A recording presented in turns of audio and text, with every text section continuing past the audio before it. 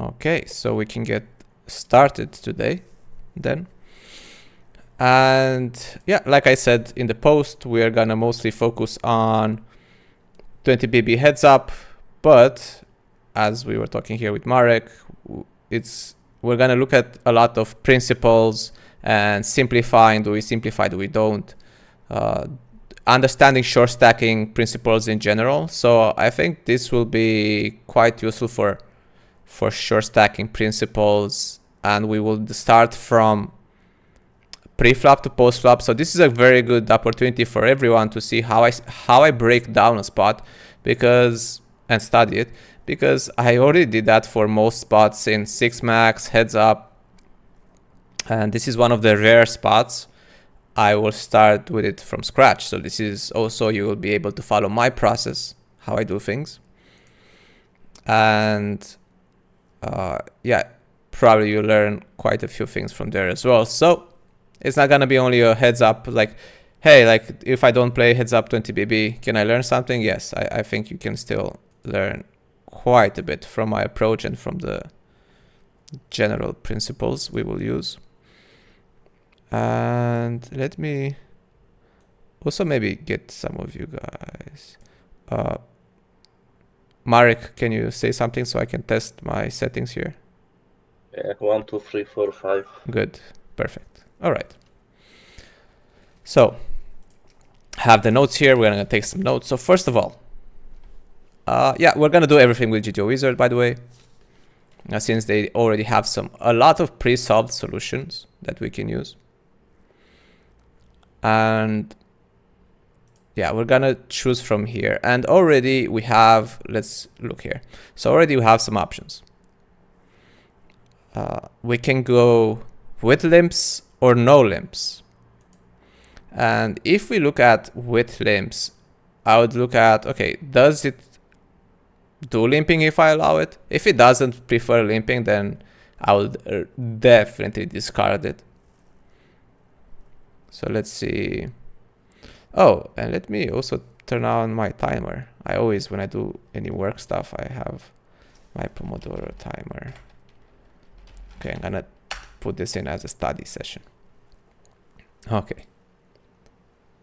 Group study.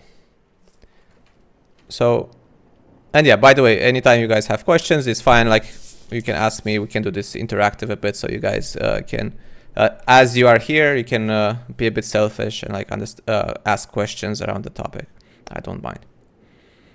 We're gonna make this an interactive coaching sesh. All right, so limps. Yeah, let's do the limps one. I have NL500 rake, so it's not gonna be like very high rake, but not very low. It's kind of something in the middle, I would say. We can take a quick look at cheap EV as well for you guys that play tournaments. But a lot of the principles will stay the same. Okay, so as a small blind, we see it is doing a lot of limping here, if I allow it to limp, which kind of complicates things a bit, right? If we look at this, there is no, I would say there is no like really simple way to approach this, like to memorize what this is doing.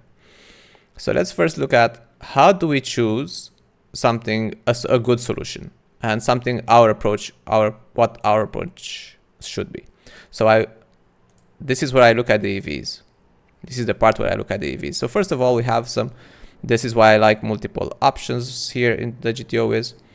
So we have 0.47 EV here for the small blind. Let's see if we open 2.5x. Okay, 0.46, so EV goes down.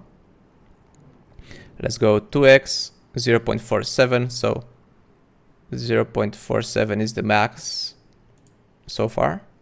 0.45 if we do 3x. All right, so we can see if I would mix limping and raising, I would probably do 2.25 because it's a bigger gap between them if I would do both. So this seems like the higher EV. But let's look with no limps now. And let's take 2.25 with no limps and 0.46. So kind of close. Let's do 2x open. So 0.47. So we are here at the solution that has the same EV as a solution with limps. Should we focus on this or on the one with limps now? That's the next question. Since both have the same EV. My opinion here would be it depends. Do you want to, will this be a decent part of your volume? Will you play this strategy quite a bit? This spot quite a bit? If yes, I would advise the one with limps. Why? Why? Because this is gonna be harder to play against, but it is also more complex, quite a bit more complex to execute. So, because I don't want to keep this lesson too complex, and because I'm not gonna play heads up 20 BB too often, just for guys who want to sit me or like sitting 20 BB heads up and they try to take my table or something. So we're not gonna play this too often. That's why I think this one will be better. I don't want to go into the whole complexity of things, but some people will play limps, so we will have to look a bit at playing against limps. And again, we're gonna look at the overall mechanics. So let's get started a bit. How I want to compare it is like, okay, we are opening, well, 72%. First of all, we see we have some shoves here, but I think we can take away these shoves. This happens way too infrequent.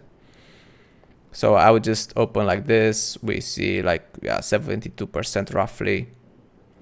We are opening. So I would not really ship, even though it's easy to remember deuces and threes and ace four. Probably I would not do it, just to keep things simple for myself in game.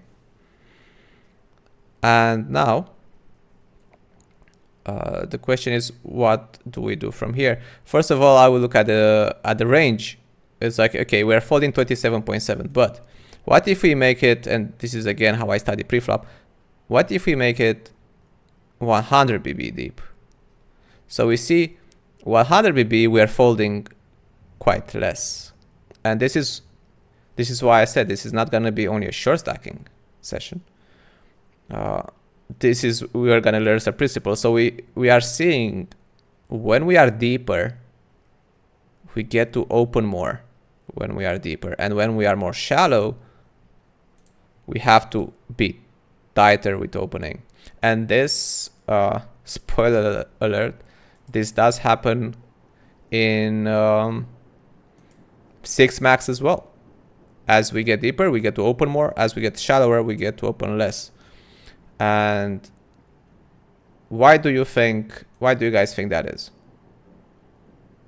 Let's see if we have any opinions here while I drink some water for the day. When we are shorted, probably the big blind is going to have more rejams, so we don't really want to open that wide. Okay, so yeah, here the big blind will jam on us more often, right? So what does that mean? What is the implication of that? Means that we can realize more equity when we're deeper, because we can call 3-bets and don't lose the entire open. Exactly. Very good. Very good. Yeah. So because he gets to shove, like, let's see. I mean, yeah, look, this is very aggressive 3-betting. So overall, basically like 36%, we're going to get 3-bet here. It's going to be tougher for us to realize equity. Whereas if we get deeper, yeah, like he cannot 3-bet or shove as much. And another principle here is, as stacks get deeper, the positional advantage matters more. So as we get deeper in position, so as in position, we get more EV by having position, and lose more EV by not having position. Why is that? We can leverage the uncapped ranges here, the uncapped part. We can leverage it to build bigger pots. Here it's gonna be only 20 BB effective, so we cannot build a really big pot. We can get the money in a very fast flop turn, even if we want to. So then position doesn't matter as much. But as we get deeper, having position, having not an advantage will be more valuable. So that allows us to play more hands profitably. So this is one thing we are seeing here. We're learning. Okay. So I would say, all right, let's focus on the small blind for now. And playing as a small blind. This is gonna be a bit more simple. So we're gonna say what we're seeing so far. We're gonna see open 72%. Again, you guys can make notes as well or screenshot this. Open 72% roughly, and tighter than 100 BB because we realize less equity. Let's keep it like that. Keep it simple. All right, so here what I would do maybe is also think about some thresholds here. So actually, yeah, normally I do that. Okay, let's do it for the ace-x. So well, I put a king deuce off plus the offsuit stuff. That's gonna be the more interpretable.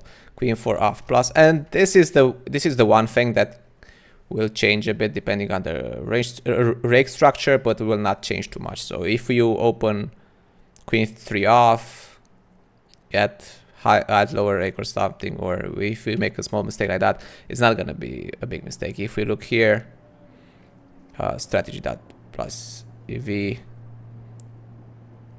you can see here a raise is 0, fold is 0. So like the only significant mistake would be shoving. So don't worry about executing this flawlessly. It will not gain or lose you that much. But just to have like an idea here. So jack 5 off plus, that's the threshold there. 10-6 off plus. I always like having these ones in mind, so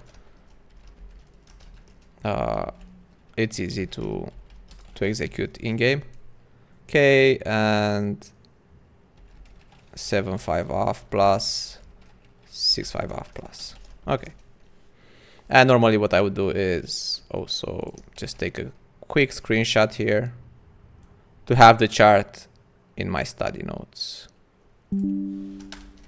Because, yeah, so I don't have to write everything down. All right. Now let's look how we react. So we have like, this is easy so far, right? Like fold or open. This is pretty nice. Let's see now the big blind reaction. So big blind still folds quite a bit, I would say, given that we only mean open and we mean open so wide. There's still quite a bit of folds here, 28%. And this is something we will see. I guess actually let's go to big blind since we have to. Let's actually follow the game tree. I think it's a more logical order for you guys, for everyone. Okay, so let's do big blind now. Versus 2x open. This is important. So if I see my opponent min opening, I will assume he is playing this type of strategy. But if I see him limping as well, I will take a note on that and I will have to adjust. And we'll look into how to adjust against that as well. Because here you see we are opening, he should be opening 72%. But if we give him with limps and whatever, let's get the 2x. This is a 40% range. So this is a completely different thing. That's why if I see my opponent starts to limp, like, and he's a reg, not a fish, this kind of all goes out the window. If he's a fish, if he's a reg, then I will have to start playing a bit differently if he limps and opens. So we will assume he's only opening. And let's see let's get into some juicy stuff, because so far it was easy. Now let's look at some stuff and some principles. So first thing we see is we have, and we're gonna write this down here as well. Yeah, we have, okay, wait, I'm seeing in the recording, my head is in the way. Let's make myself smaller. I cannot scroll down, but whatever, you'll hear me. Okay, so we have 2 3-bet sizings, and this is what I've seen in studying short stacking quite a bit. Let's ask someone. Are you guys, anyone else here plays short stack regularly? I want to ask, for example, Marek, do you have 2 3-bet sizings here, or do you have only shove or call? No, at 20 BBs I would for sure employ some smaller free betting as well. Okay. Okay, I'm curious. Anyone else short stacking regularly here, like in MTTs or otherwise? I hope not cash games. I hate people short stacking cash games, but it's fine. I will accept you. Okay, so I'm guessing not. Because yeah, I was asking if you guys already play something like this, 20 BB. If you guys also have 2 sizings. One starting where, Marek, starting where would you have only one size, only jam? Like at how many BBs? Depends on how much I have studied the spot before, but I guess for me it would be at about 15 BBs. I'm sure this is not GTO, but it's also difficult to execute Yeah. some more complex strategies at shallower stacks. So I think it's fine to simplify. Okay, so 15 BBs and higher. That makes sense. Yeah. And lower. And lower, 15. Yeah, and lower you shove, right? Oh yeah, sorry, yes. Yeah. You were correct. Yeah. Okay. Okay. I see here in my cache, once we don't have a lower than 20, but we can do a bit of that later, and we can even give it a try with the preflop. I hope I did not fuck this up. Okay, we can even give it a try with the preflop solver. I did play a bit with that. So, okay, what did I do? God damn it. All right, we're back. Well, not really back, because we had no limps and 2x. All right, now we're back. Okay, so we have 2 3-bet sizings, and why is that? Let's first see why would we want 2 3-bet sizings. And I did, as I was studying this, I did think about this like quite a bit. Like, do I really want to implement 2 sizings like this? Because I mean, it definitely complicates life. Is it worth it? And we're saying, okay, what hands want to do that? And generally this is what we see. We see the premium pocket pairs. And here, heads up, premium is 10s plus. So we have the knotted region, basically. This, we could see it at this stacked size. We could see this as the knotted region in our range that doesn't need as much protection. So especially, for example, like aces, if we 3-bet to 5, we really don't care if we give him good pot odds or whatever. So I can definitely see merits for doing it here.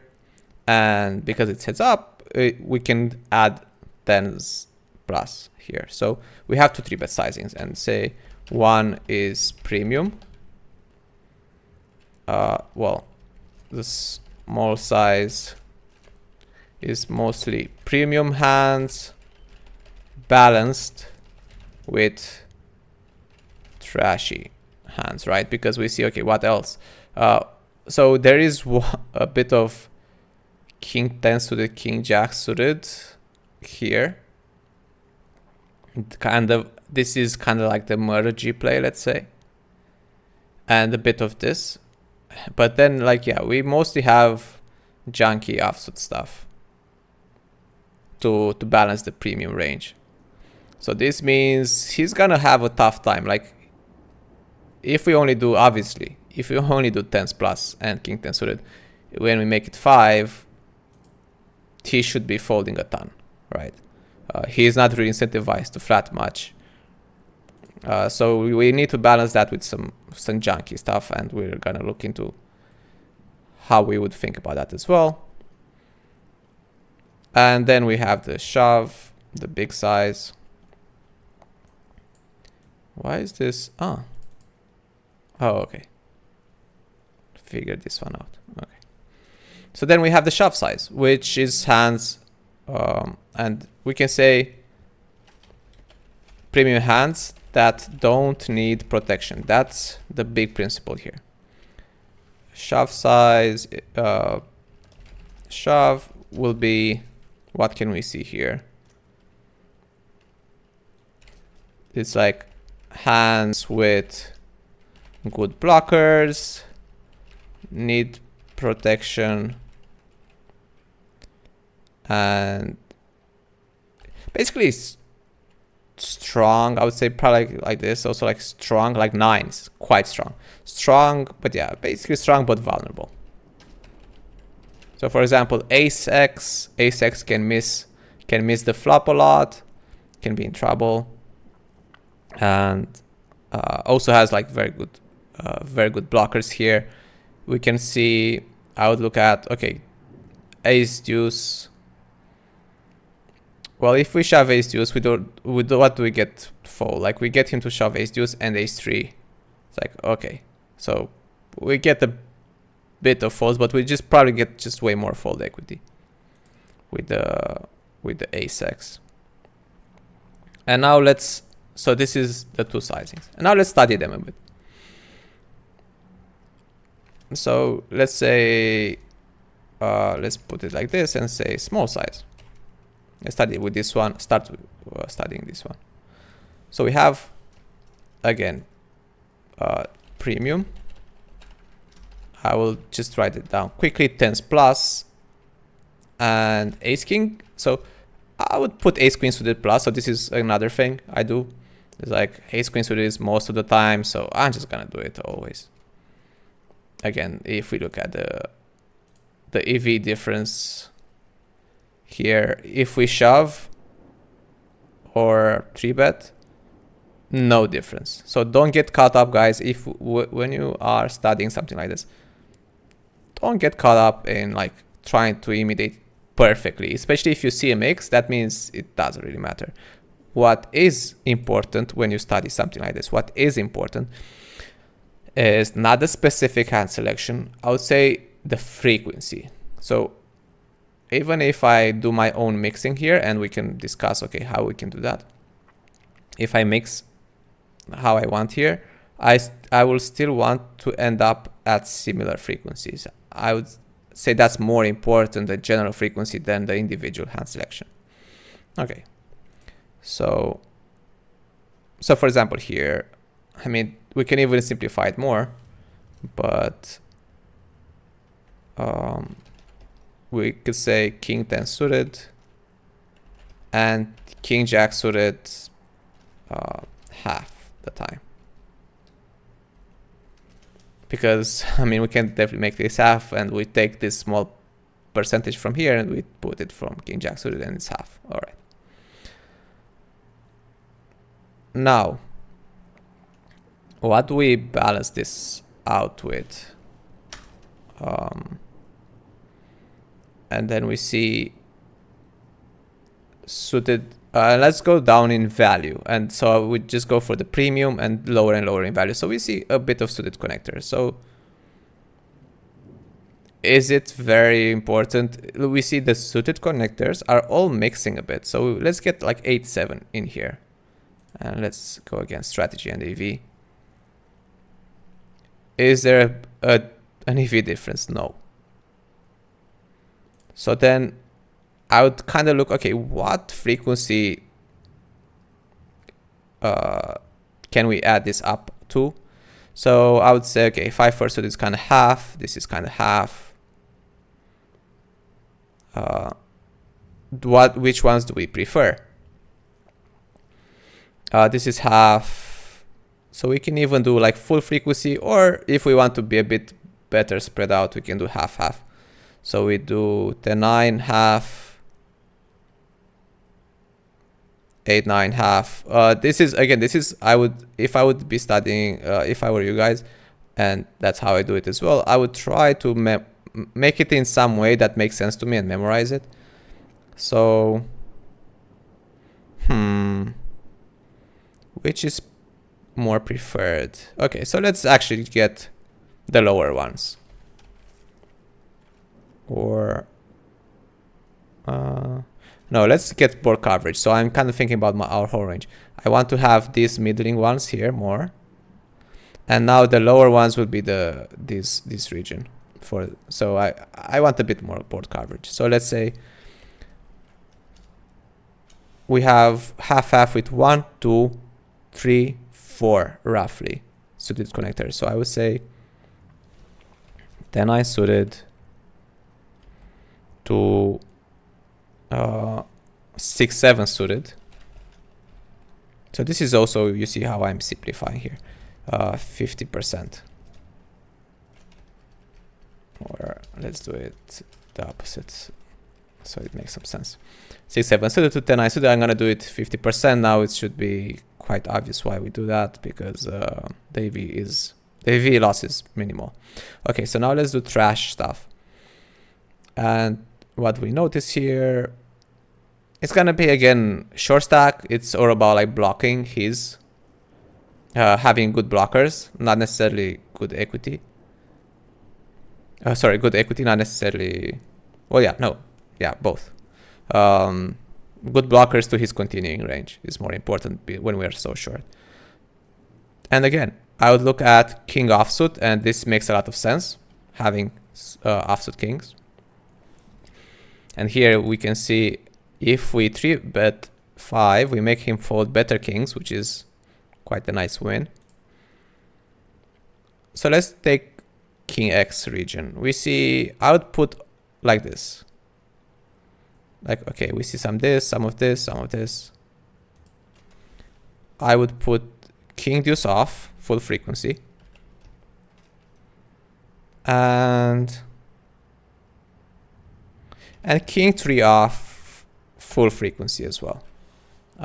We're overdoing it by a slight bit, so I'm taking the frequency from here, here, and here, and I'm putting it here. But I know I'm kind of owing a bit of frequency, and I'll take it from queen X. So I'll just take the lowest ones that I'm defending, make it polar, make it a truly polar 3-bet strat. So king deuce off, king 3 off. Let's do queen 4 off, full frequency. Again, we take half from here, and some small frequency from here. And this is similar to what I'm 3-betting, like to how we can approach 3-betting BVB as well. Jack 7 off, I'll do half. And so these are like the blocker ones I like to have. And let's take one. So from this region, let's take 10-7 off, because Jack 7 off, 10-7 off, it's easier to remember. So 10-7 off, we can take all the frequencies from here and say like half the time. Okay. So now we did something quite complex. We constructed our small 3-bet size. So small 3-bet range, sorry. Before we move on forward, what do you guys think? Do you have questions so far? Is this different from how you guys were approaching it? What do you think about the pace? Give me a bit of feedback how you like this so far. if you want to go slower, faster, or if it's fine like this. Or questions until I open my vitamin drink. I just want to say, like, one comment. You said that it's important to keep the frequency. So are you gonna like insert the range into like Equilab and see that it's the same frequency, just to make sure that you don't go out of line? And also, like you asked about, I would like to go faster, but also like, is it really matter that you don't go that you go like the frequency, you do it a little bit too much? Like, if you're not playing heads up with a person for so many hands, right? If you go like 10% instead of 7.5. Yeah, it will not translate into too much of an edge difference. Yeah, if you got 10% instead of 7.5, yeah, if you're not gonna play that guy too much. The idea is like if he plays correctly and you don't, you start losing EV, and the more you deviate from correct play, the more EV you lose.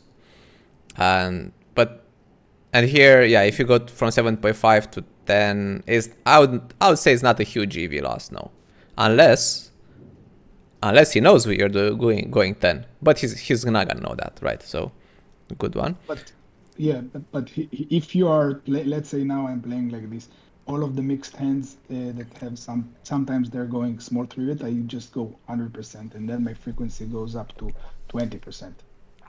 And the other guy is playing the same strategy. I'm not losing EV. No, you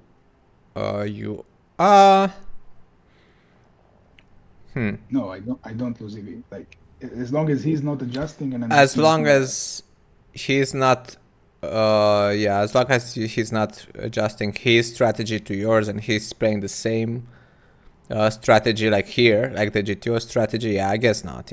Yeah, he could.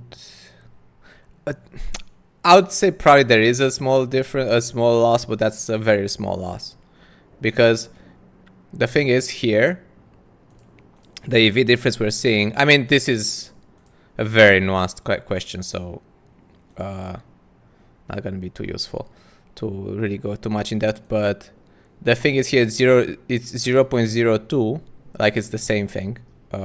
Let's say the EV difference here between when it's a mix, when we do it with this hand. But if we start doing it with a lot of hands, and the more we start to deviate and increase the frequency with our whole range, not only with one hand, then the EV of our overall range will change, but probably not significant enough. And okay, we will go faster. And the first thing you asked, yeah, maybe I would not really. Yeah, like I guess, yeah, ideally I would want to put in the ranges in Equilab or whatever else, Bio or something, or just here as well, to make sure I have roughly similar frequencies, just to double check. But now how we did it is I kind of eyeballed them and like kind of like, oh, I'm taking from here, so I visualize, okay, where I'm taking the frequencies from, and I think I'm quite close. Yeah, okay. Does that answer your questions? Yeah, and I like it also, like this approach. Yeah. So don't worry about not hitting the frequencies. And what is the exploit here? If I do only this and simplify like this, I mean, this is already quite spread out and mixed. The exploit is, oh, they really know my range and I don't have the perfect board coverage. If they know exactly what I'm playing, and on some boards, then they can attack me more. Will that ever happen? No. Will they ever know my range? No. So that's why don't worry about mixing everything, guys, as long as we have good frequencies and decent, and we pick the hands that are close in EV anyway. Okay. So let's go into the shoves now and see. Okay, here it's kind of simple. in a way. There are simple parts. So we have the easy parts are like this. So we have all the pocket, well, not all the pocket pairs, deuces through nines.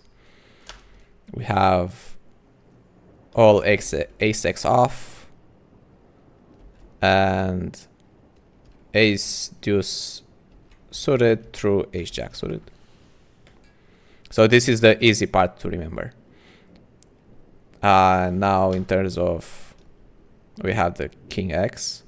Well, let's take the king.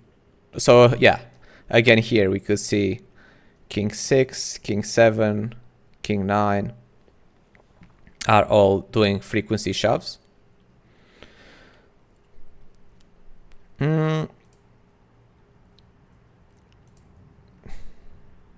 we can think, okay, do we want to have like king 9 plus? It's easier to remember.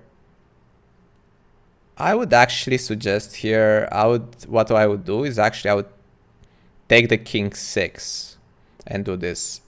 And look at here. So let's look at some principle. Let's see now, okay, this makes sense, this makes sense. Now we're gonna get into more nuanced stuff that I think it's quite interesting. And, oh wait, I have messages. Oh, okay. Haley, I just saw, I can also see the chat in here in the stream. Okay, gonna get 3-bet more. Okay, yeah, I remember that question. All right, so now I have the chat open. If you guys want to write in the chat as well, that's fine. So what we are seeing here, look, king 9, king 8, king 7 calling, queen 10 calling, but then the lower ones are shoving, and this queen 10 suited not 3-betting, or not really. And this one is shoving. Why do you guys, what do you guys think is happening here? Why is there this gap? So 3-bet, gap that calls, and then again 3-bet. Why do we have this here?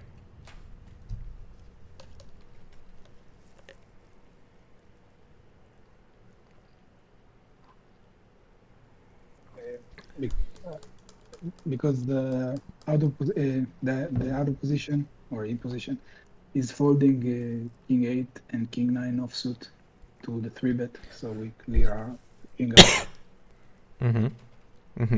Let's see. Well, yeah, I guess king 8, yes. Offsuit versions also king 9. Yeah, and the offsuit, yeah, king 9 off, king 8 off, good. So basically, especially here as we are in the suited region, these hands, it's especially because we're looking at the shove sizing, these hands don't get enough when we compare their EV between calling and shoving, obviously not folding, they gain more by calling, because if they shove, they don't really get enough better hands to fold, so they're not a very good bluff, and they don't really get value by worse. They don't really get called by many worse hands, so then they will play better as calls. So this is what we're seeing here with the queen 10 suited as well, and the king 9, and they still have like some connectivity and stuff, so they play better as calls. So for this reason, but then yeah, for this reason I would actually think about shoving the king 6, because I think I get more, well, I do get more better hands to fold.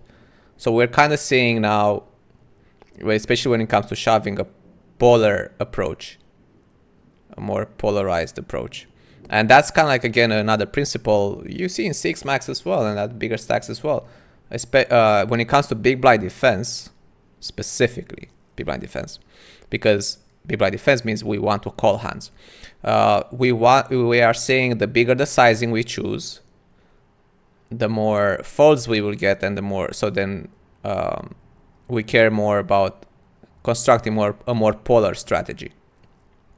And this is what we're seeing here, because we shove 10x basically from 2x to 20. So this is why we're building a bit of a polar strategy as well. So now going back, now we can say, okay, king 6 off, half the time. And I would do the same. I would take queen 9 off half the time, right? So since the EVs are close, and I would rather call the queen 10 and shove the queen 9. Here jack 10 is low frequency, 10-9 is low frequency, so I would probably just take again the lower one. I'm making, so as you can see, I'm making my shove strategy, I'm making it a bit weaker. We have to keep this in consideration. I'm making it slightly weaker because I'm always choosing the worst hand in our range. So this means if he would be exploiting us, he should call a bit wider. But I think if anything, when we are playing against someone 20 BB, I think if anything they will be calling a bit too tight. So I actually don't think this is a bad approach. I think this could actually be working quite well. And all right, yeah, folding, yeah, exactly. They would be folding probably around this region. Ace, I mean, I don't know how comfortable they would be with this, all the ace 4 off plus, let's say. Queen jack off, again, kind of close. I don't know how willing they are to call this one, basically the bottom range hands. So again, this is gonna be a good way to go about it. And now since we're in the offset region, okay, we see 7-8 off, 8-9 off, 10-9 off, so as well. So I'll probably do more like this: 7-8 off, and put through 9 to 9. Well, 10-9 off. I don't know why I'm writing them reversed, but that's how it comes naturally. Okay, let's say 8-7 off, I guess. OCD. All right, so we see half, half, half. We do these half, half, half. I take from the jack 10, and from these ones, I just do half, half, half with them. Again, if we're playing against opponents, it's hard to shove 7-8 off. If we are the small blind and we get shoved on, it's hard to remember, and it feels probably a bit gross to shove these ones in his face. But if anything, I would say it's fine to be looser. All right. So now we're kind of seeing what region. Let's start with this polar suited region here. So I could say king 4 to king 6 suited, king 4 suited, king 5 suited, king 6 suited. All right, and then we have suited connectors. How do we decide? Well, okay, wait, queen 9 suited as well in there. And then we have suited connectors which have good playability, and also, I mean, they have like good equity, and also they get quite a few better hands to fold, right? Queen highs, king highs, jack highs, 10 highs. So these will be winning a lot from getting better hands to fold, and even when they do get called, they have pretty decent equity here. Getting deep in the nerdy lab here. All right. So basically, we're gonna say we already know from here that where is this 6-7 suited. So we have 6-5 suited, and then from 6-7 to 10-9, the other half. So half we're gonna shove, half we're gonna 3-bet small. My notation is funny. And then we have the other connecting stuff, the Broadway, so jacked and suited, Queen Jack suited half, King Jack suited half. Okay, and King Queen suited for frequency. This is easily for value. Here, okay, I did not put the high King X, King 10 off through King Queen off. Well, you can say King 10 off plus 100%. And this is now like, okay, let's, I think we covered almost everything. Not gonna go through more detail than this. This is gonna be the harder part. I was probably this is gonna be the harder part to play. That's why we did spend a bit more time in it.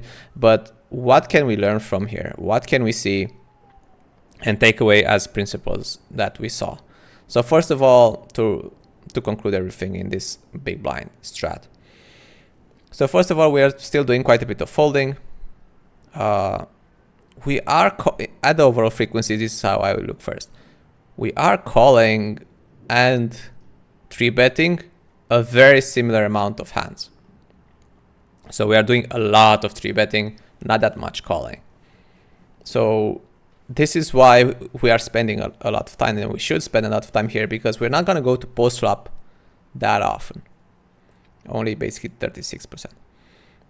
Okay, so what we're saying is we have a premium region that is balanced, that wants to get called, that doesn't need protection, that gets balanced with some trashy hands, some blocker hands, and some suited stuff. Okay, then we have the shoving region, just very like mostly blocker based, and as again for value, when we have an ace, especially an ace blocker, he will have way less hands to call us with. Look, his range is really ace X heavy, so he'll get way more folds when he calls. So ace X, very good shoving hands. Pocket pairs, again, very good shoving hands. They get very good equity when called anyway. And then so this is the core of our, we had the value range. This is the core of our value range. Well, ace X, pocket pairs. We see some big Broadways in here. And then we have a small gap of hands that want to call. And then we have the polar parts, the King X off, here, and some shoves here as well, and more polar in the shoving range. And the suited connected stuff is just, yeah, it just has good playability, not playability because it's shoving. It has good equity and gets a lot of better hands to fold. All right, and as a easy reminder is we never fold a suited hand. This is something like when I look at the chart, this is how I see it. All right. So let's put that in here as well. We don't fold suited hands as an easy thing to remember. All right, let's go now back to the small blind. And which do you guys want to see first? The shove or the 3-bet? A reaction to the shove or to the small 3-bet? I'm buying myself some time here to drink.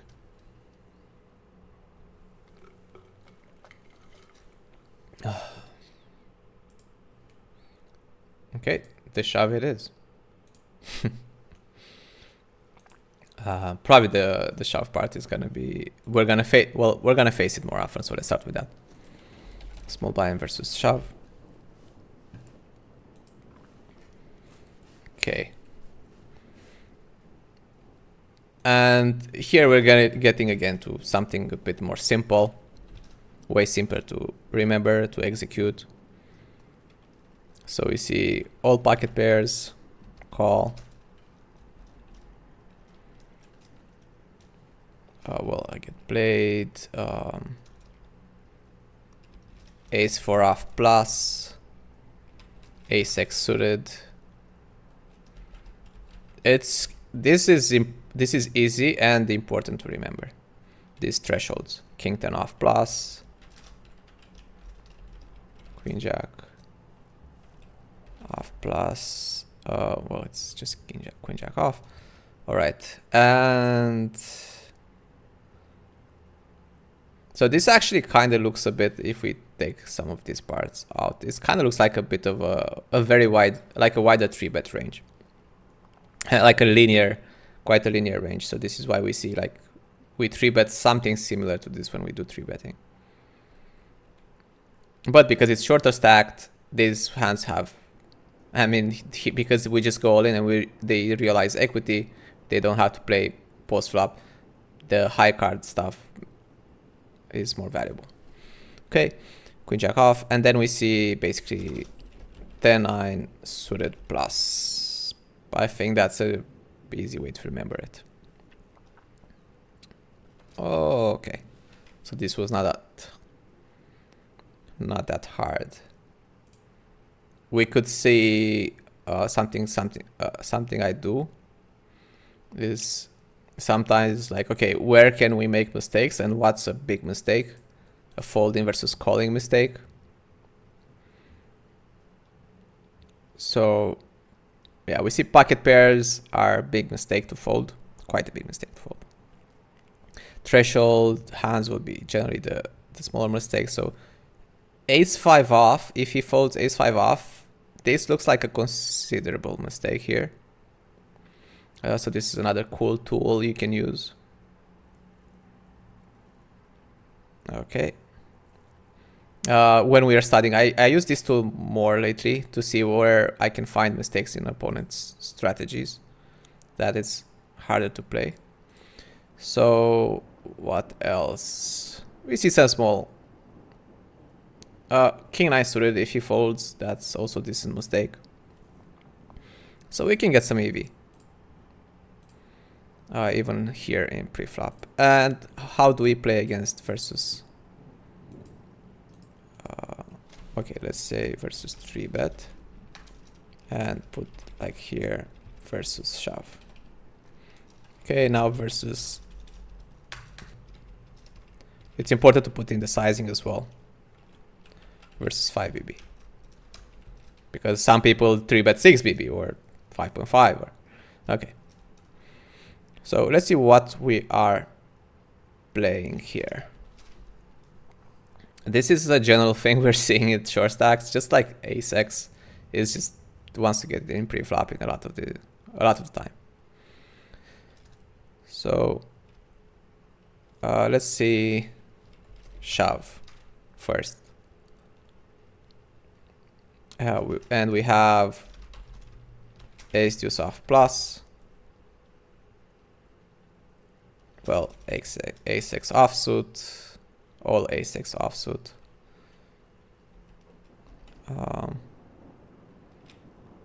Ace 8 suited plus, so the easy one for value. Then we have a bit of mixing with the other ace X. So we can say, if we look at this, we can simplify either all these ace deuce through ace 4 pure and this call, or we can have like ace 5 through ace deuce half. It depends on how much you want to simplify. And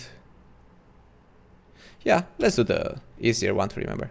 Ace deuce, ace 4 suited, shove it in there. Okay, and then king 3, king deuce. Well, let's take the king 3 suited and do full frequency. Let's put it, well, yeah, let's keep it in that category. And let's see now, king 10 off, like, so this is again not the same thing, right? We're saying we're shoving and then calling here king queen off, but we're shoving king jack off. Again, a bit of a polar strategy here. But if we, I mean, this is important, obviously. If he 3-bets and we have aces, kings, queens, these hands are so invulnerable. We don't want to, like, we want him to hit a pair post flop. We want him to hit something. Like, we don't want to really shove it in and he folds this region. We want to keep this region in. And we are hoping there hit something. Hopefully not something, an overcard to our pocket pair, but big no man's land here. I'd say people mostly shove jacks and eights, jacks to eights. Yeah. Yeah. Pocket pairs don't really get shoved, which is interesting. Because yeah, even the lower ones don't get shoved. It's kind of crazy. But okay, we're gonna just well, I guess it's okay. So another big thing here that we can think, okay, why does this happen, right? Why call a lot, shove a bit, and yeah, like not even shoving really pocket pairs. We can even say just not shoving pocket pairs, I guess, and do some more polar shoving. But like, why does this happen now?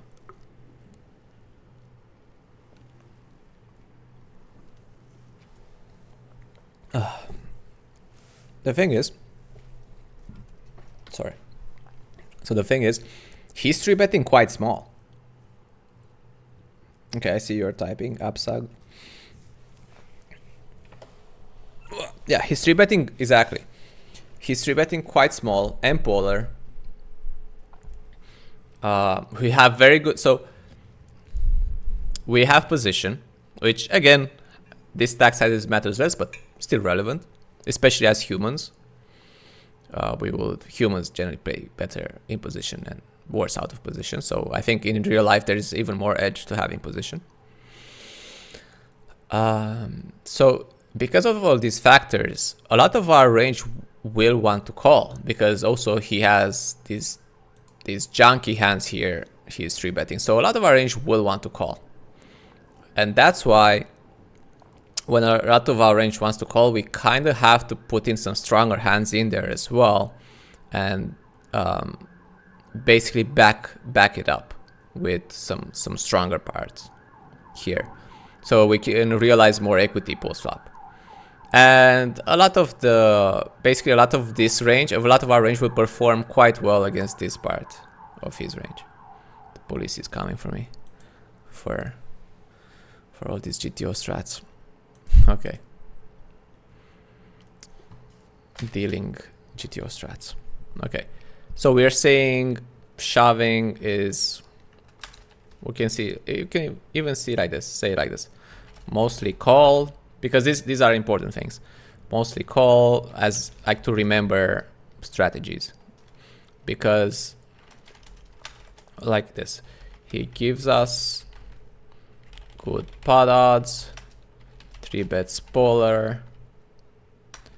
We have position. Okay. And now, yeah, shove what we just said there.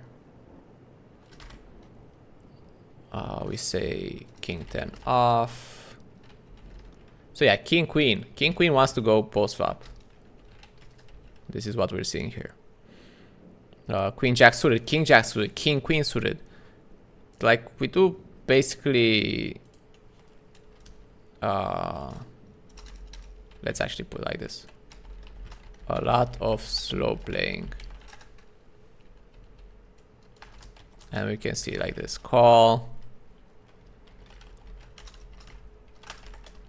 All pocket pairs.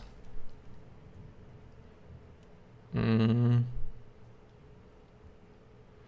can say all suited broadways.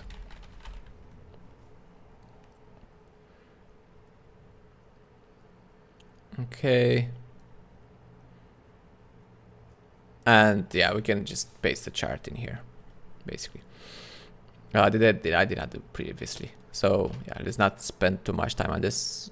But that's kind of like the principles we're saying. Some ASICs a lot. We're gonna really struggle on ASIC boards. But I think he also will struggle. So actually, it's fine. We will both do bad on ASIC boards in this specific spot. And that's the thing. Like, we don't mind playing in position. Who's gonna make more mistakes in this spot? It's gonna be him, right? Like with C betting, with all of this stuff, it's gonna be tougher to play for him, not for us. Okay. Did we cover? Did we cover everything here?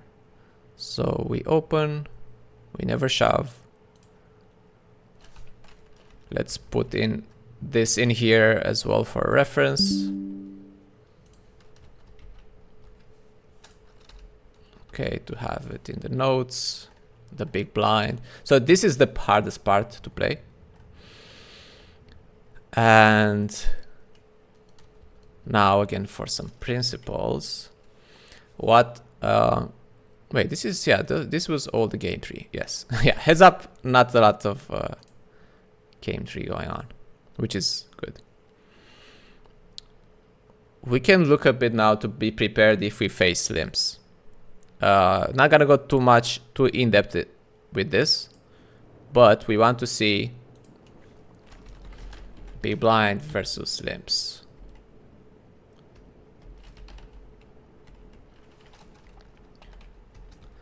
If we have an opponent that will play limps as well. Again, if you're playing with ante, if you're playing short stack 20 BB, often I would advise you to study this. I would say this is probably quite harder to play against, especially if you don't have a lot of rake, or yeah, if it's MTTs.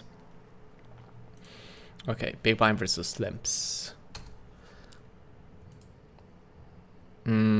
I mean, even here against the open, we're still 3-betting. No, never mind. Yeah, so less 3-betting, but not by much. Still, we're not calling much. Let's look at the limps and see if we find some pattern. Okay, this is annoying. This is annoying because it has 1, 2, 3 sizings, basically, right? And the check.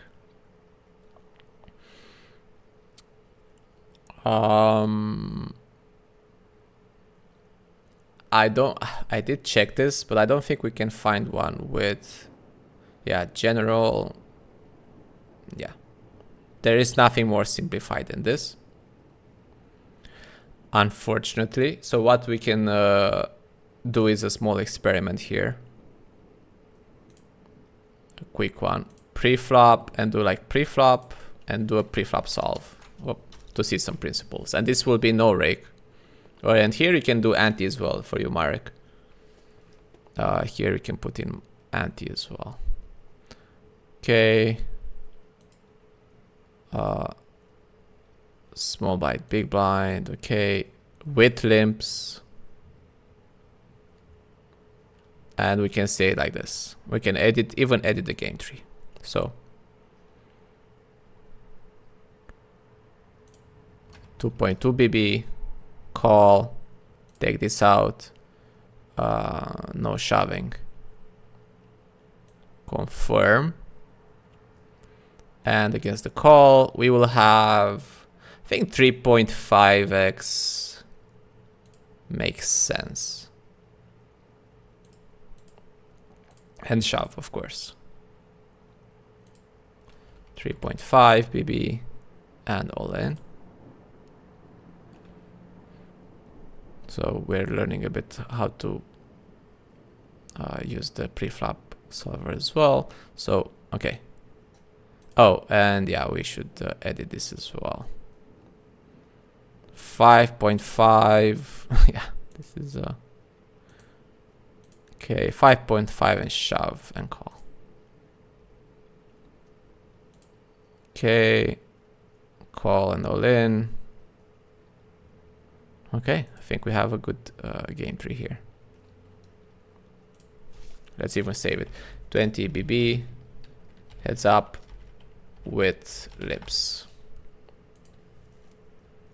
So if we cannot find the solution, we create it for ourselves. Okay, let's see how much this takes to solve. Because yeah, so this is quite amazing. You can have this nowadays. Okay, one thing we see is this is no rake, so this will be almost no folding.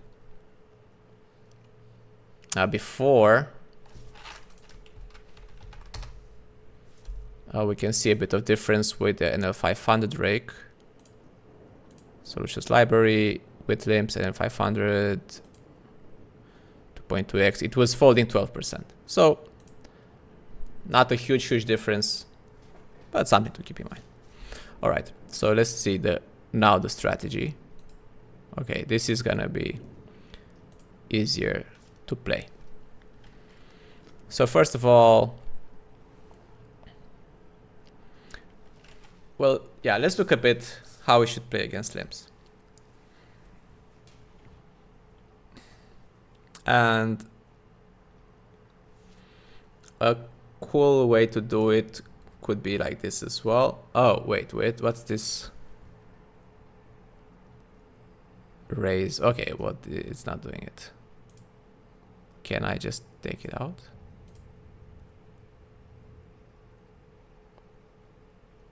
Okay, good. For simplicity.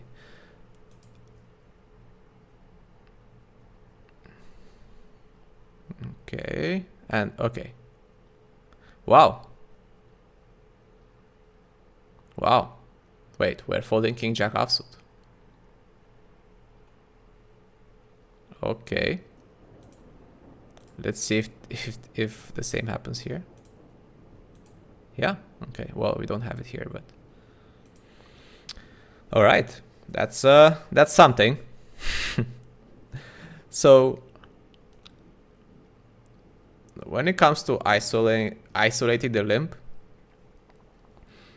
this is probably a cool way to reverse engineer it from saying our range construction. When we are isolating, instead of like shoving, we just do a 3.5x ISO. So again, we kind of see what we see is like we see the premium hands, which here is like 8s plus and a6 suited plus. Basically, this kind of looks like, this does look more like a 3-bet range now, like some kind of like small blind button 3-bet range. So again, top X% of hands, like basically this is top 12-ish%, I guess, because there is no offsuit stuff.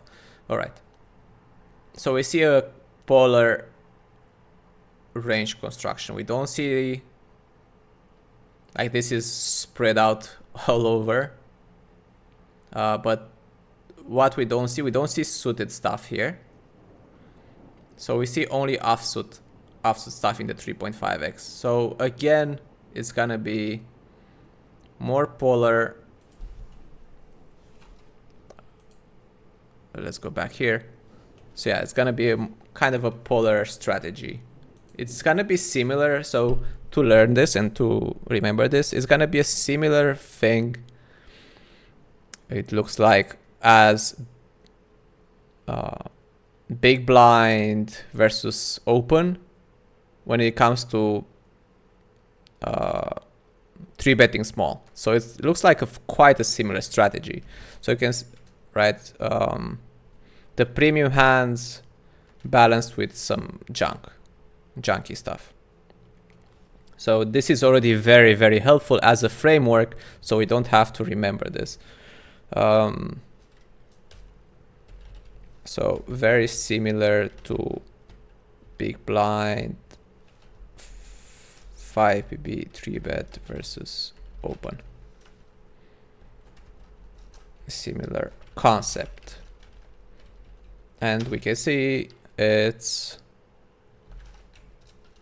well, let's put the title here, which is 3.5 PB ISO. So you can see premium hands. And we can even write them down, which is gonna be 8 plus, a6 suited, plus roughly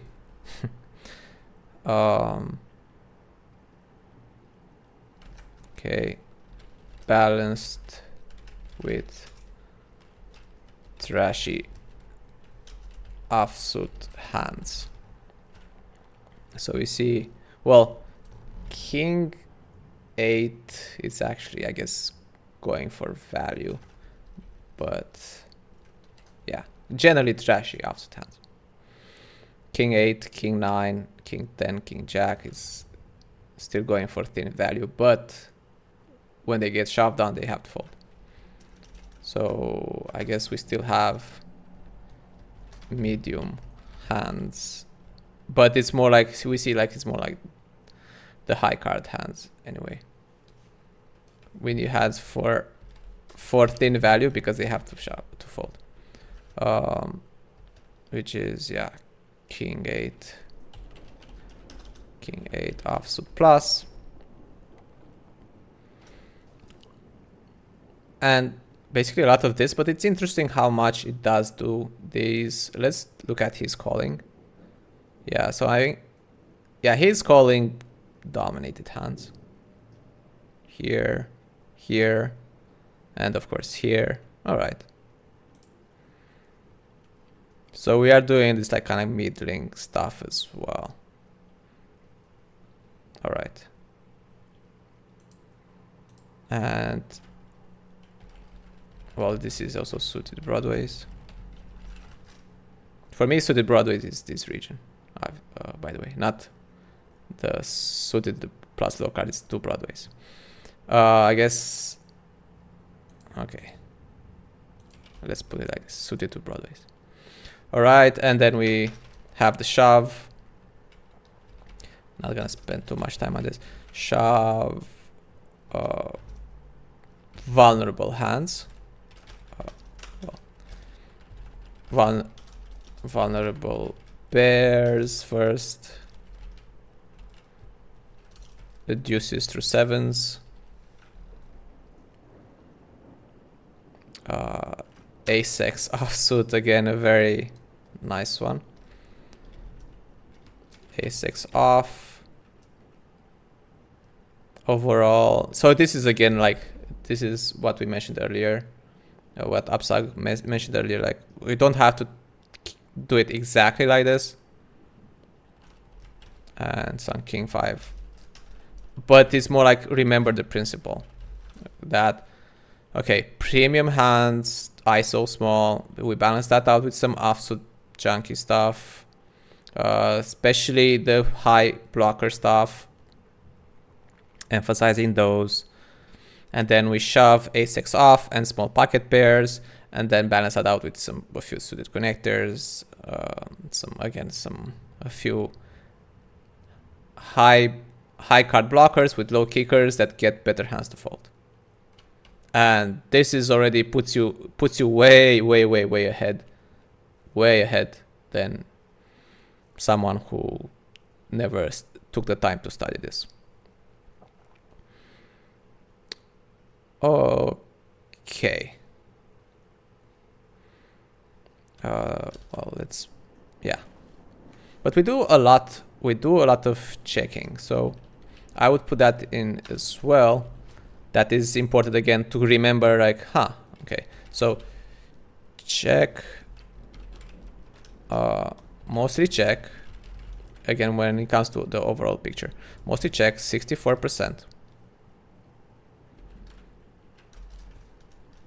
Okay, 3.5, 20%, and I can say no rake here. 30%, 20 BB, 15.7%. To have an overall idea of, okay, so we are shoving 35%, which is cool because, like 3-betting, which is cool because it was the similar frequency we did 3-bet. Like, yeah, we did 3-bet before against opens only. So similar frequency. Okay. Whoa. Well, I think we went quite in depth here. Do you guys have something else you want to look at here? I think we are kind of prepared. We are quite prepared to play. And post flop, not gonna focus on it too much today because yeah, we already went for like 1 hour or something. So yeah, just if you feel like it, you can briefly maybe play around with some node locking. How like for example, mixing a bit too much covering and too little folding and too little calling in, for example, hands that are mixed, how it affects the EVs and counter strategies if you want. oh, I actually remember there would be another one as well. Besides that, we can do the fun part a bit as well to practice a bit what we learned. But yeah, okay. So I mean to do some drills. Okay, so you mean to node lock here, right, Marek? Yeah, or to simplify, we could change it back to the sim without limps. Yeah. Maybe. Yeah. So okay, but node lock. What more specifically? What scenario you want to node lock? For example, go for a 2x, just for a sim with a 2x open without limps and yeah, simplify it a bit. Okay.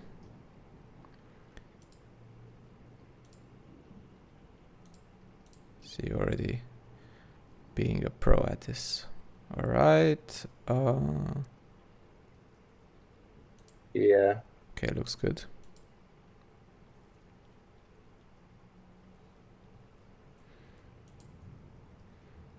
It was a well-structured way to approach preflop. Nice. Okay. Yeah, and this is yeah, just quickly there on that. Like, yeah, this is how I would approach preflop in general, and this is the first step. Obviously, this is only the first step because this doesn't have a lot of post flop.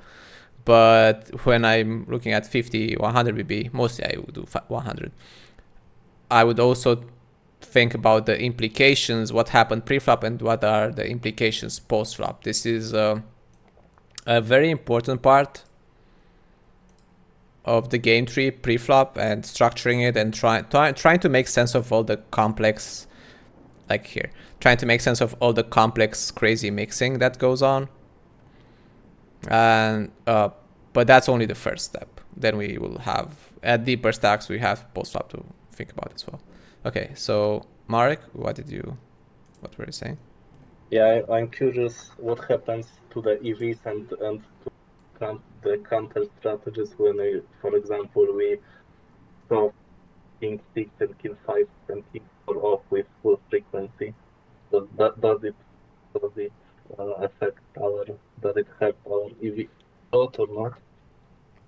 Okay, can you repeat the first part when we take King 5 off out? Yeah, just set King 6, King 5, King 5 and King 4, for example, to show at a full frequency and compare the EVs before and after that. I'm curious if it's a significant difference. Yeah. Okay, let's see Quite if a few we. combos. Yeah, because the thing is still like 25%. Let's look. Let's see no locking. If I don't think I've ever done no locking pre-flop, so let's try it out. So I think this is how we do it. Okay, like this, right? Yeah. Okay, and go to lock all now, and no lock. Let's see. Yeah, but we didn't check the EV, but No, you can still do it. Like okay. here, you can compare nodes. Let's put this full screen for you guys. Okay, so let's see the EVs.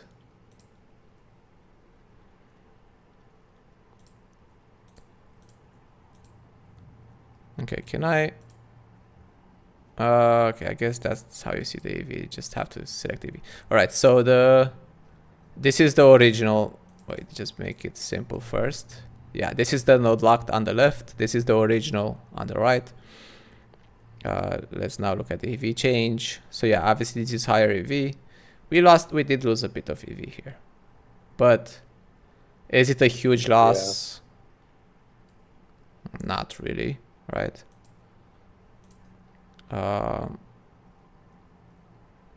Let's see. So we went from 25.6% to 27%. 3-bet. Yeah, not a huge difference. Yeah. It's so if you fuck up a few hands, maybe not a big difference. Let's see the response as well. And let's see if we can compare the responses as well. If we get different results. Yeah, okay, so we do get different results in the responses. Good. So this is the node lock, again, the same. So what we're seeing is he's calling more. He's calling 3% more, roughly, right? So let's see. Yeah, 10-8 suited at full frequency. Yeah. King 7. Normally I first look at the offsuit stuff because there's more combos. So yeah, we see queen jack off starts becoming almost always a call. And Ace-4 is Ace-3 offsuit. yeah, I'm looking at this. No, before. Oh, okay, never mind. This is the original solution. So actually, queen jack off is not calling anymore because it's dominated by the king X, and it's calling more of this ace high that is dominated the king X. Yeah, this is a cool thing to see. So ace-4, ace-3 becomes a call, and this not. And king 7, yeah, so expanding here. All right, yeah, 10-8 suited with 2 middling cards to the over and under from the king X. All right, how long did I set the Pomodoro timer? Normally I do 90 minutes. I try to do 90 minutes sessions with my work when it's something more serious. Okay. Okay, so if we think about node locking, and if we have some read on our opponent that maybe he's a nit, maybe this guy's a nit, then what? And like this is what we see. Like, what should we do? We can imagine like we should start shoving more aggressively, right? And these hands that are mixing do more of these and take more offsuit junky stuff. If the guy is too loose with calls, then we just own him for value. I guess in MTTs you do get this kind of reads, right, Marek? Yeah, for sure, totally. You do have this kind of reads, so yeah. If he's, yeah, we could easily not lock that. Everyone is a nit in MTT land. Yeah. Okay. Yeah, nobody ever runs big bluffs except me. And but I guess also nobody folds. Yeah, that's correct as well. In post flop at least. I guess nobody folds. Because I know people are stationed as well in MTTs. That's what I've heard. All right, let's. If you guys don't have other questions, let's finish up with a few drills. Do some practice now because we studied quite a bit, and this is how I do my study sessions. After I studied the concepts, I try to move my camera here. I try to practice what I learned.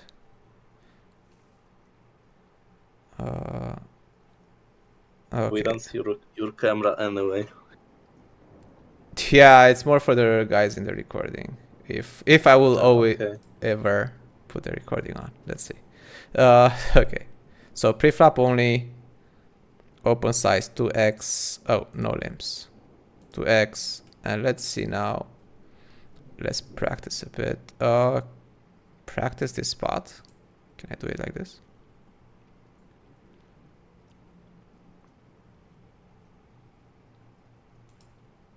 Okay. This board, can I just start practicing like this? Low RNG, learning mode on, time bank 15 seconds, 20 hands or something. Well, it's gonna be preflop, so we can start. Oh, whatever.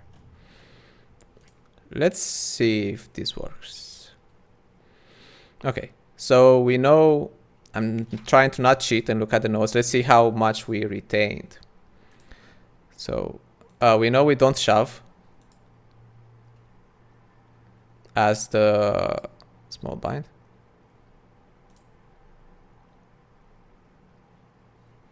Let's do.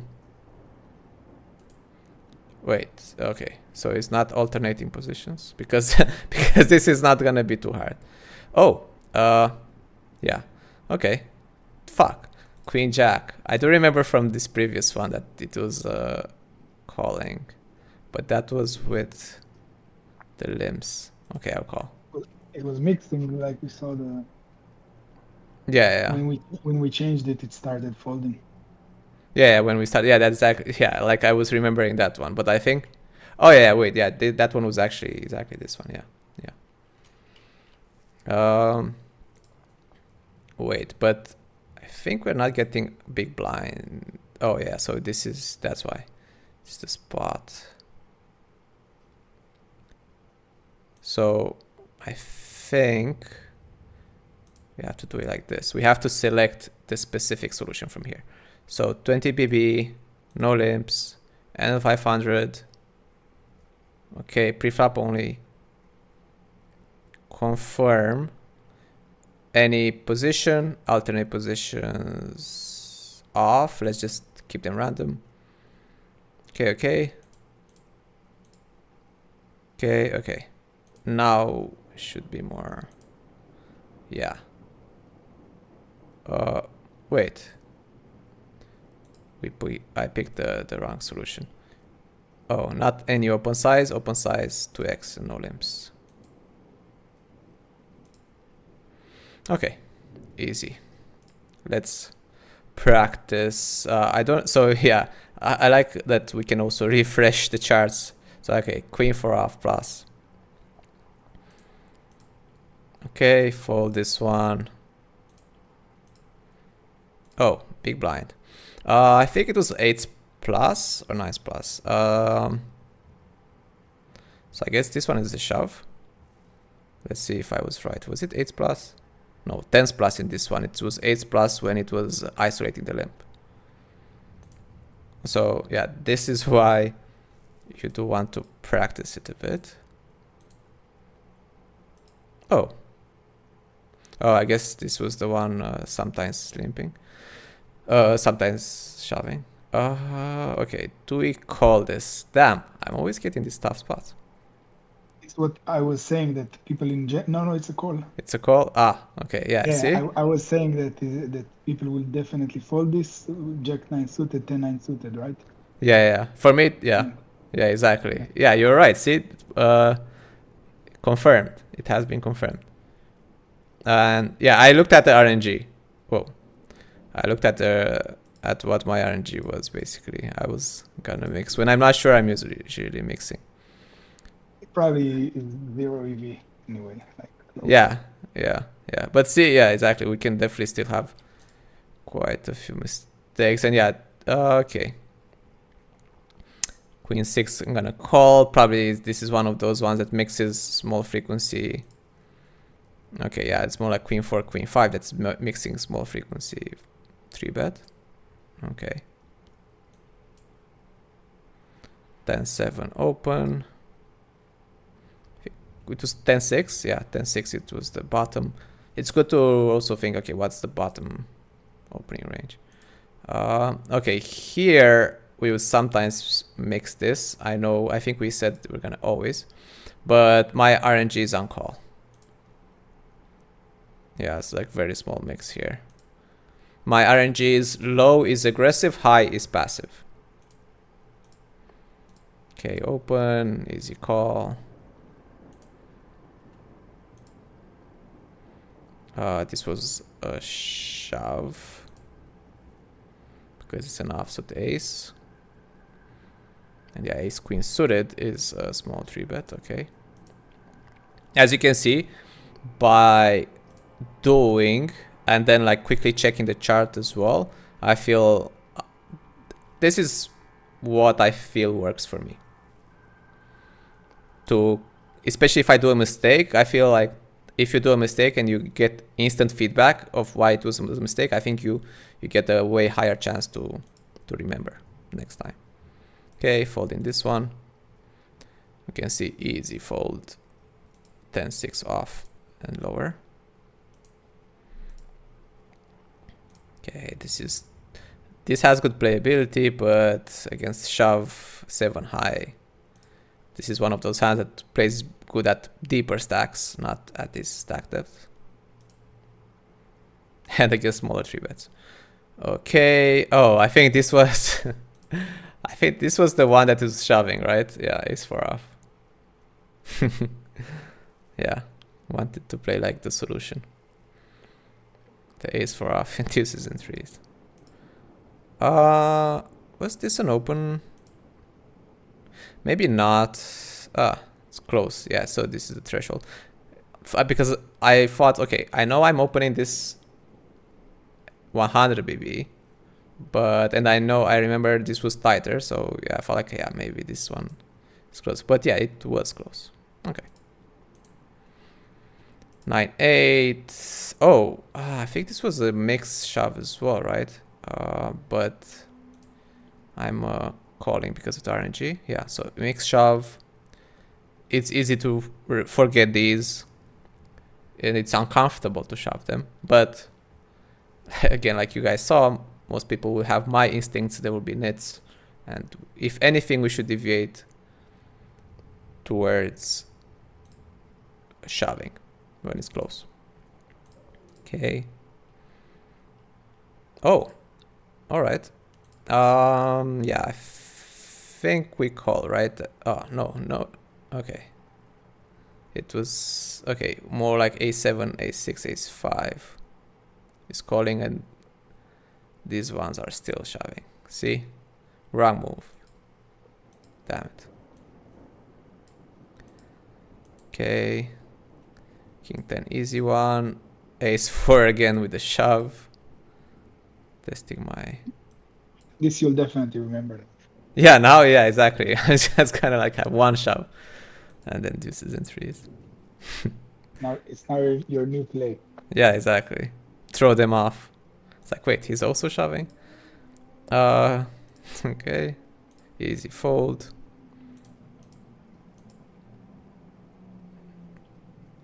Okay. Terrific. Okay, let's do another one and then we wrap it up. Because I don't feel we had that many tough spots. And let's do big blind. I think it's gonna be, wait, can't I? Oh, hero position, out of position. Think we're gonna have more tough spots as the big blind. Like this. Okay, I feel this is close. Yeah, okay. Correct. It's good. And this is how you form your instincts as well. Just like practicing like this, we know we don't fall suited hands. You form your instincts for in-game play. Queen 5. I think this was a frequency 3-bet small. Yeah. Ace 10. Offsuit 10. Gonna shove it. Offsuit ace, sorry. Not offsuit 10. 10-3 is gonna be a fold. Jack 5 call always, right? Like there is not a big reason to shove this one or do anything fancy. Just want, like we see the suited hands, we can see it here quite nicely. the suited hands, the weaker ones, just want to see a flop and play. They don't get too much out of shoving or 3-betting. This is a call. And this is a premium one, so we're gonna do the small 3-bet. And he calls, okay. 7-4, yeah, I remember 7-5 was the mix, right? Yeah. Okay, and it was 7-8, 8-9 shoving, so I guess this one is not shoving, right? Yeah. Okay. Call. Yeah, Queen 9 was shoving. Easy to forget that one. 7-5, we know this was a mix. Testing us here, testing. Getting similar categories of hands. Okay, 7 more hands. Ace 3. This was always a shove, right? I didn't get this category. Okay, yeah, easily all offsuit aces. And okay, so this is a shove. 10s plus, I think it was the... Yeah, 10s plus was the small 3-bet. Ace jack, offsuit ace.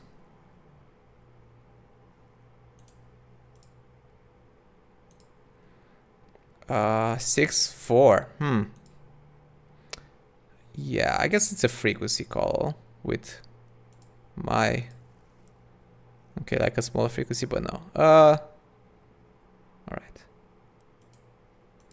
So it was 6-5. It was a bit too... So this one should be a call. It's more connected than 6-4. Plays better. Okay. Fold. Easy fold.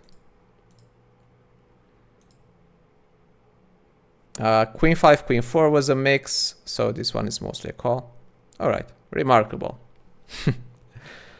Okay. So what I like about this, training it like this a bit as well, is you can see when we... So what do we see here basically? First of all, short stack, 20 BB kind of stuff. Short stack, there's a lot of pre-flop involved. We're not gonna see the flop that much. You see, even when we open 73%, we get, he calls only 36% of the time. So we're not gonna see the flop too much. So then it becomes a lot about like the pre-flop edge and adjusting. And now that we practice, so then we practice pre-flop and we see it's not like, once you know what to look for and once you kind of have the notes here and you've gone through them, it's hard to make big mistakes. If I would train post-flop 100 BB, I'm not gonna get I'm not gonna get 95%. Don't think so. So it's actually quite, it's not that hard to play a very good strategy here. A very strong strategy when we are playing short stack against people, because of all the pre-flop involved. That's a cool thing. And of course, like we said, we can adjust as well. So if we think, and yeah, maybe we can start with adjustment in mind that most people don't call wide enough against the shoves. And maybe not even against the 3-bets. And then we can maybe shove a bit more as a default, deviate towards the shove when it's close, and punish them like that. And then adjust if we think it's calling too wide. Okay. And the last thing here is we just studied this together. We spent a lot of time on it. A whole Pomodoro session of 90 minutes. We took the notes. Well, I still have to put in some screenshots in here from the charts. And yeah, you see we did very well in the exercises here, in the practice. But if you take me and if we do this like 2 weeks from now, let's say we don't practice in the meantime, we do this 2 weeks from now, our scores will be much worse, right? So this is why I like taking notes like this. So I can quickly polish up, like, fuck, I did not play 20 BB short in a while. Let's go to my notes and quickly refresh. It's like, oh yeah, wait, so here, okay, only raising, shoving is for off. Okay, big blind play. Oh yeah, do the small is like 10s plus is the small sizing, all offset aces, and this is easy to refresh. That's why I like having the notes. If you look at the spot, if you spend, I think it's kind of pointless and it's a shame to spend like this, like we did, like 1 hour and a half, something like this, to really understand the spot, and you don't take notes on it, because all this will be lost in 2-3 weeks if we don't practice it constantly, if you don't have this spot constantly. So that's why I encourage you guys to take notes, so you can quickly refresh your knowledge. Okay, that's the last piece of advice. If you guys have any other questions or general questions, we can do a bit of a small part of that, and then we're gonna wrap it up.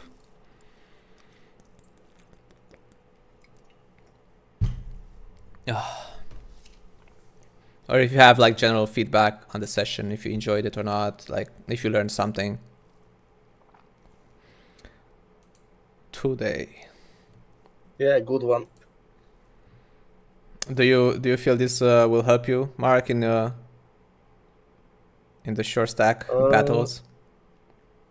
As long as I keep doing some work myself, because as you just said, if we watch a video once or participate in a session like this one once, and then we go do something else for a month, then this will be lost. That's how our brain unfortunately works, that it actually tries to forget as much as possible to save resources. Yeah, exactly. And that's why, that's why we have notes, and that's why I like the GTO trainer as well. Yeah. Because you can practice it as well without having to practice it with real money. Okay, cool. Then I know this was quite a short notice. I was gonna study this anyway because I hate these 20 BB guys sitting on GG. Sometimes, I take tables at high stakes, and sometimes people sit in like these weaker regs or something. They sit in with 20 BB, and I'm like, fuck, like I'm kind of like, I definitely have the post-flop edge in general with these regs and with a lot of regs, but pre-flop I was not really sure. And as you can see, 20 BB, there's a ton of pre-flop. So now I am, quite more prepared. So I'm gonna fuck these guys up. Are these guys right or VIPs? No. I mean guys that are holding the... that holding the lobby. Yeah, on GG. Okay.